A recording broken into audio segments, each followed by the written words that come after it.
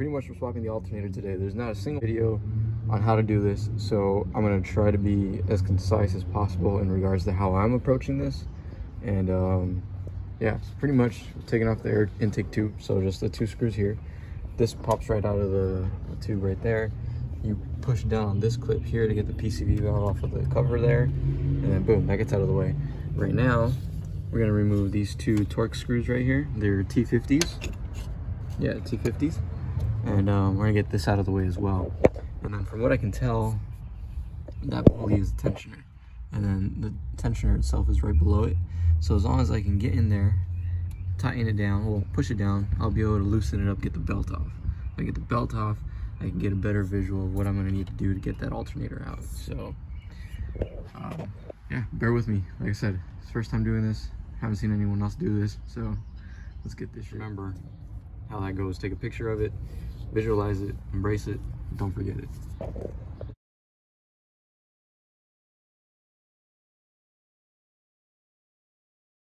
want to do a recap. Pretty much, we just removed tensioner from here and here. So, okay, obviously you put your socket on here, you go clockwise, it'll compress the tensioner, you can take the belt off.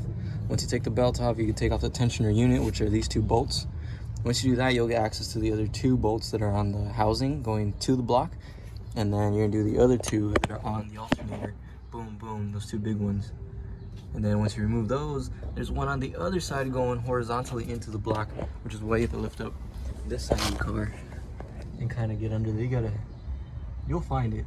I'll post a little diagram to show you guys where it is. A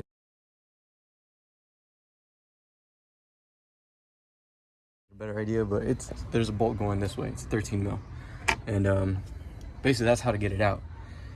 The hard part is separating the housing from the alternator after, because you have like no clearance in here. So pretty much what you have to do is you have to remove these 2 clips, which are these ones here. Boom.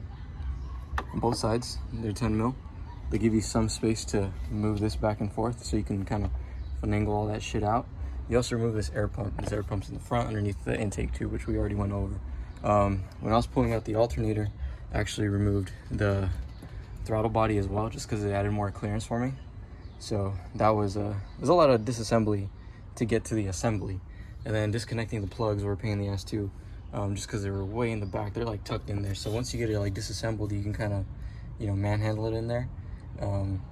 But that was pretty fun. So I'm gonna go in and button all this shit up, put all these fucking, you know, belly pan flaps back on, all the screws and shit, which are gonna be a pain in the ass to do.